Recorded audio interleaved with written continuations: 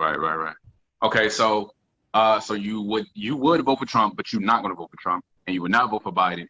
Is it because they're Democrat and Republican? Is there like a certain party that you align your values with?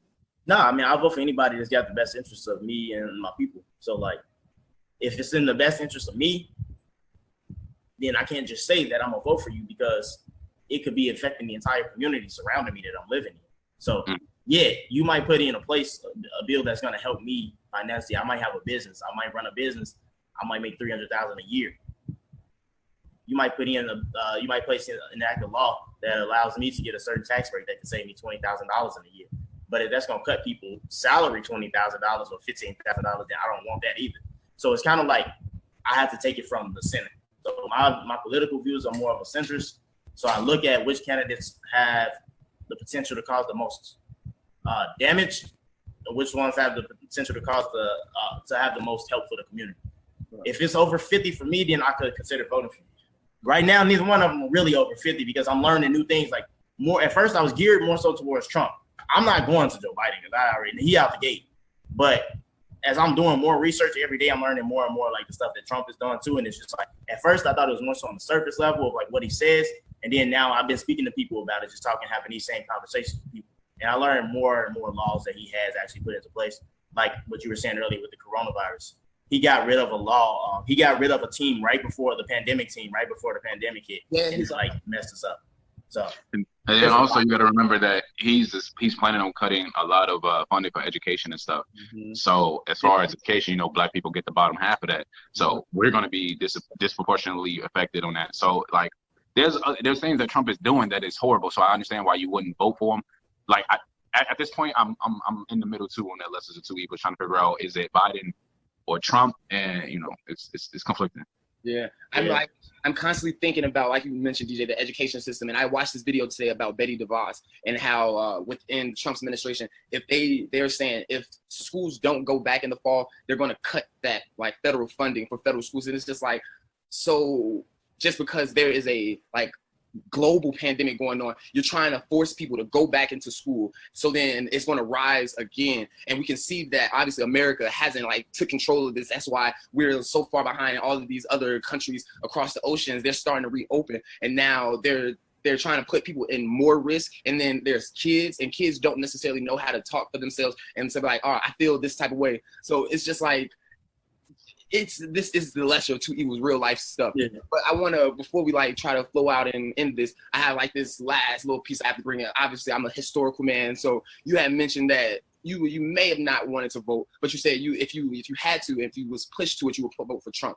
So we all know the fight for to vote, and how Black people was disenfranchised for the longest, and how people like blood, sweat, and tears to get the ability to vote. Even within the women's suffrage movement, it took them until like the midway through the 20th century to get the right to vote. So mentioning that, do you feel that you have a responsibility to those that came before you, and then like the people that's around you right now, how you said your community is affected, but if you don't vote and we're allowing like this default to just go to whoever, do you feel that you're affecting them in a way? And also, do you feel a responsibility to vote? No. So no for the president, no. I don't think I have a responsibility for the president. I know this comes up a lot, and the reason I don't feel like I have a responsibility to vote for the president was because at the time they were doing all of the suffrage, the women's suffrage movement, and just voting in period for Black people. Right. That time they were doing this because they were putting in place candidates that would represent them. At the time of like Black Wall Street, we were trying to put in candidates that would represent us, as far as financially, and represent us as far as equality. So for like for the civil rights movement, we were working with Martin Luther King, was working with the president to try to get laws pushed, civil rights laws pushed. It got pushed, unfortunately, right after he died, but it got pushed. But we were the reason that we were voting was because we were voting to improve the betterment of our lives. Now we're just voting to vote, really, because nobody is really representing us right now. We have to put our own candidates in front because the Democratic Party acts like they represent us. They'll talk about race a lot. They'll talk about race issues a lot, and then they never solve them. The Republican Party never says that they're going to talk about race issues, which I can respect because at least you're not lying to me, telling me like you're going to solve this and then you just never touch it. But they focus more on money. Bringing it up in general is like they're like that. The silence is violence. That's a motto I've been hearing a lot in protests lately. If you don't say anything at all, that's also a part of the problem. Do you see that? I do. In the Republican Party, I will say that it's talked about. It's just not the main focus. So I do think it could be talked about more. But me personally, I would rather. So I think one thing that we're doing now is we're talking a lot about race, and we're talking a lot about race issues. I would rather focus on financial issues in the community because that's what's harming us more. Race issues isn't harming us as much as like the media portrays it. So we have things like police brutality that are an issue. It's an issue across the board, but does it disproportionately affect Black people? Yeah, it does. At a rate, maybe not by numbers, but at the rate it disproportionately affects Black people.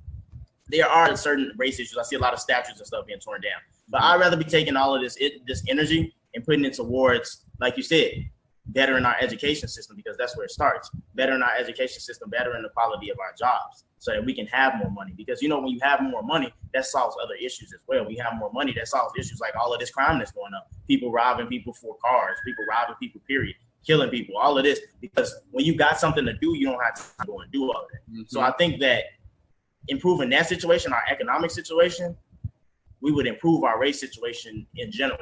But I feel like in my opinion, we focus on the race issues more than we should focus on it. Don't get me wrong, I know they're an issue, but we need to focus more on our economic issues. So by not voting for the president, how are you trying to get your voice heard by improving the education system? So like, what are you doing to promote That's what I was going to get to. So the president really, election doesn't really matter as much. What you should be voting for is your lower level. So you got like your alderman, you got your mayor, you got your congress people. These are the people that are representing you in front of the president. Your congressperson is representing you in front of the president. For me, I just started looking into all of these people about 5 months ago. Apparently, Danny Davis has been in since like 1992. He's been like our congressperson, that's almost 30 years. And this person is anti-gun, like anti-gun. And he's over most of Cook County. Now, if I really had been as interested as I was then, I could have changed that by voting for a different person that would represent what I wanted better. So that's one way to do it. You start with your alderman, though, because they're right around the corner from you. So you go to your alderman, you form a union amongst the people in the community, and then you go to your alderman and be like, yo, we don't want this school closed down. Like when they closed 500 schools down a couple of years ago, like your alderman, and you voice those issues. The alderman can't handle it, then you go to the next level up. You can go to I think there's a district person that also would be the next level up. Then if that don't work, go to the mayor. Hold protest for that. That's what I want you to hold protest for, because that's what's going to make more of a long-term effect. So hold protest for that. Go to the mayor. If you can't make it to the mayor, then, I mean, you got to go to the congressperson. Just keep going up the level. But usually you get to the mayor and you really voicing his opinion and you got outrage and protests like we got for like George Floyd over that type of stuff, those schools wouldn't have closed down. So that's one way that I say you have to vote in those levels, because those are the levels that matter the most. Those lower levels, the people that are right around you, vote in those sections, and you'll change it, because those, at the end of the day, the president doesn't have as much power really as Congress. So if you're putting more people that represent you in Congress, who passes most of our bills? All of our bills. It's true. Yeah. Okay. Dang, that was a lot. Yeah. So that's why I say vote at your local level. Don't care as much about the presidential election. It's easy to care about it because it happens every 4 years and it's always made a big thing. But are you just saying that for this election? Don't care about the presidency? No, every election, like really every election, because when the president doesn't really have as much power as we think, because there's a system of checks and balances. So it's not like you can just vote the president and then the president be like, I'm gonna do all of this, which is one reason why I didn't like Obama. But like I did realize that Obama didn't have the power to do everything. But I don't think he didn't try to do it nearly as much as he could have. But I don't believe he had the power to do most of that stuff. But he did get quite a few bills passed for the LGBT community. So I believe he had a certain amount of power that he could have used that he didn't use. So I'm disappointed in that sense. But I realized that a president can't actually make all of these changes. They can only influence the other systems in this systems of checks and balances to gear towards that. Because at the end of the day, the president is really just the face of our country, the representative person for our country. Just like we have representatives for Congress, we have a representative for our Congress. When he goes to an international meeting, to an international summit, he's representing the U.S. So you can vote in that sense as who you want to represent you, but they're not really doing a lot. So there's not much they can do. So if we talking about the president is only for representation, and the Senate controls what laws is going to be passed, who do you think is a better representative? Who's a better face for the country, Biden or Trump? face of the country, And face of the country, I would have to say that if we're talking socially, how they're going to talk with people, it would probably be Biden, just because he knows how to fake it a lot. He knows how to act like things are not his problem. He knows how to fake it, and he knows how to play it off and smile in your face. The funny thing is, people would say the same thing about Trump. Like within his campaign, he divided like America, and people that were maybe less educated, and then those that were a little more educated, they seemed to understand. But he definitely targeted those groups of people that came from that little poor, less educated background, because he knew what they were like. Like you said, that Make America Great Again. They're like, okay, people like me aren't in a place that we should be. So this president, he is talking directly towards me, and he's aligned with my visions. So it's just like he knows. It's like, in a sense, President Trump, he knows exactly what he's doing. It is just like he's just a mass manipulator in some way. I think so. It's hard for me to say on all of that. I think that's true. What you're saying. I think a lot of the people in the South and a lot of people in like Indiana, a lot of white people down there were Trump supporters or Republicans, it's just like blacks voting for Democrats. It doesn't make sense. Why are you a Republican when you're making like $12,000 a year? Republicans are about money. So that doesn't make sense. But they were more attracted to his rhetoric that he was using. So I do think that makes sense. What I say when it comes to that is that there are some things. So I like to take a look around the board just so I can make a well-informed decision on somebody. He has cleared a lot of these things up multiple times, like things that have been said. He has said, like, this is what I mean, or this is what I'm saying, or that, oh, this was misconstrued. So when you're clear, when he does clear those type of things up, that's one thing. And also the policies that he's made hasn't affected black people. Now, I know we're talking about the education one. I don't know what he's done with that one yet, but hasn't negatively affected black people more than the last 3 Democrats. So that's my only thing that was really giving him hope. It depends on what group of people you're talking about during that time. Like when you said the last 3 presidents, then they negatively affect, or the Democrats. You said the last 3 Democrats affected people negatively. Like, what people are you talking about? Black people.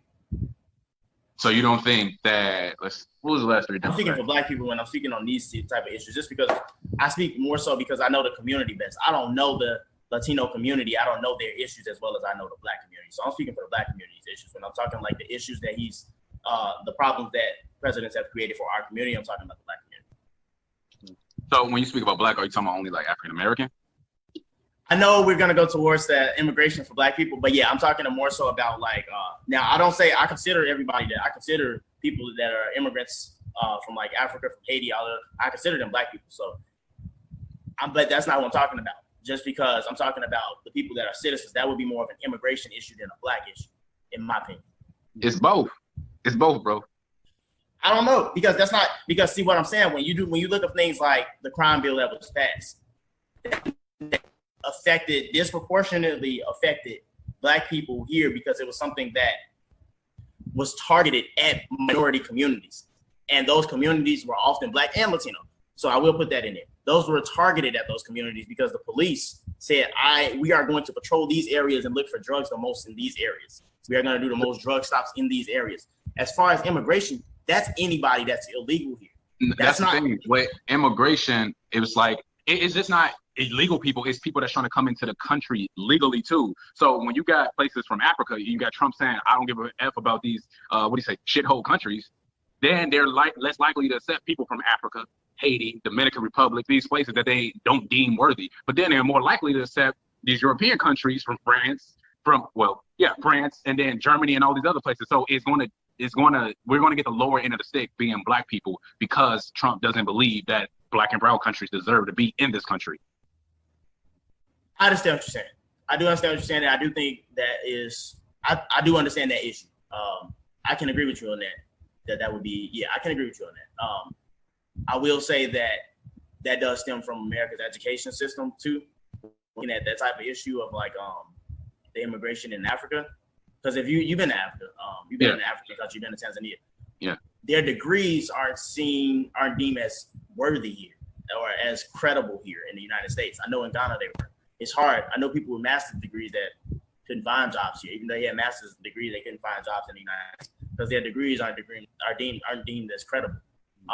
So I think that's also a part of the education system here or the job system here that doesn't acknowledge those degrees as well. So that is a system that was existing in itself.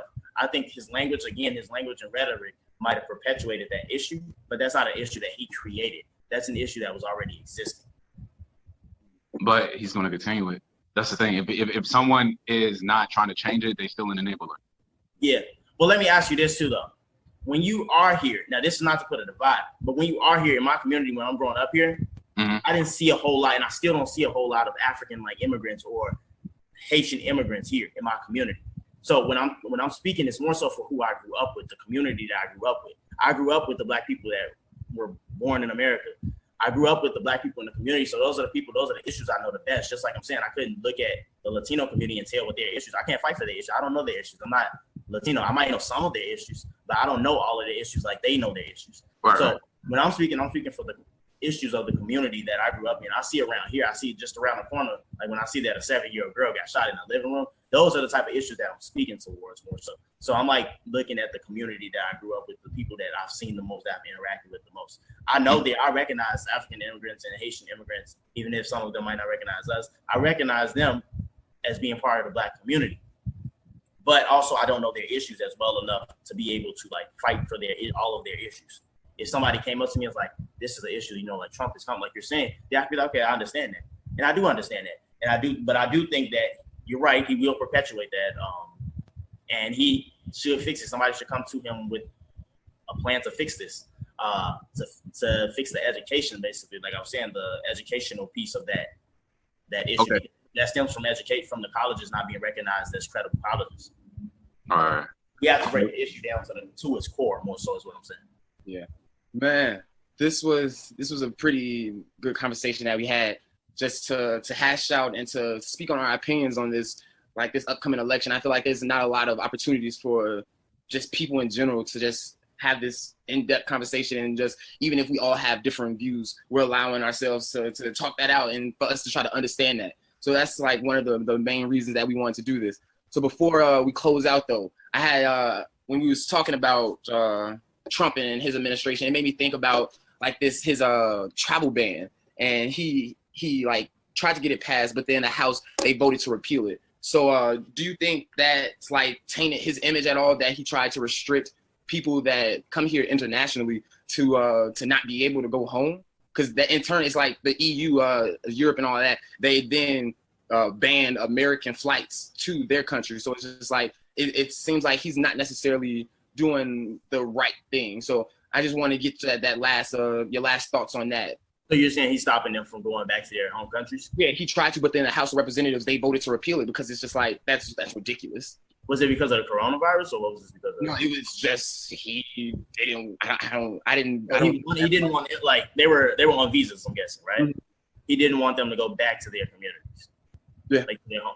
I didn't know about that. I didn't know about that. I wouldn't support that. I don't think you should hold somebody hostage in the country. Mm-hmm. I didn't, like I'm saying, I'm learning new things every day about them.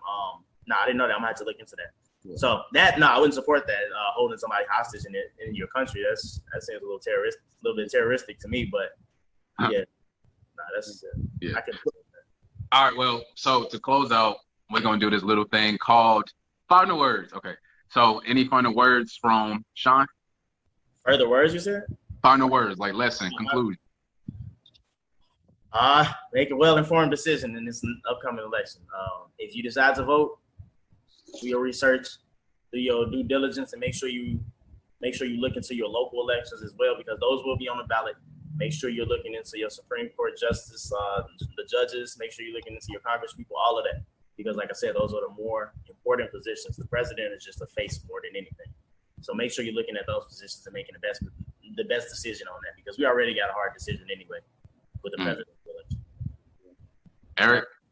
My final words is get out and try to talk to somebody. Like how we're doing right now, we're having this real conversation and just hashing out some opinions. And it may be difficult, and it may not be as engaging, as interesting as what's going on Instagram and all that bull crap. But we need to have these conversations about this election right now because this is affecting our lives. And as we're getting older, we're not little kids anymore. So this is like, in my viewpoint, this is like getting to become our responsibility to educate the younger people that's going to come up to be able to vote next. So man, just get out there and try to find some common ground with somebody that you don't know, man. Just chop it up with somebody. All right, and I guess my final words is what Shaun said, do more local elections, vote for the alderman, vote for the mayor, the governor, and stuff like that, so we can get senators that's placed in office that can have your point of views. If we want progressive people, you need the people that can vote on these things to have your progressive views to get the laws passed. Right. And I'm agreeing with Eric, yeah, have more dialogue. Like when Shaun told me that if he was to vote, he would vote for Trump, I was kind of, flabbergasted, but, the first thing you got to do is hear people out about their views and whatnot. So, I mean, it's a gray area between everything. So it's a gray area, man. That's our show. Y'all like and subscribe, share this with your people. Man, if y'all have any specific topics that y'all want to talk about, that you want to hear us talk about, send us an email, send us a DM. We're always willing to listen. We want to hear from you all. Thanks. And then the email is thegrayarea.talk@gmail.com. Gray spelled with an E. Instagram is thegrayarea.talk. Gray spelled with an E. And the YouTube channel is thegrayarea.talk. Gray spelled with an E. And then Shaun, for the people that want to contact, comment, DM you, what's your Instagram or a way they can communicate with you? My Instagram is Shaun Malik, so it's SHVUNMVLIK. Okay. All right. Thanks, everybody. Peace out. Tune in.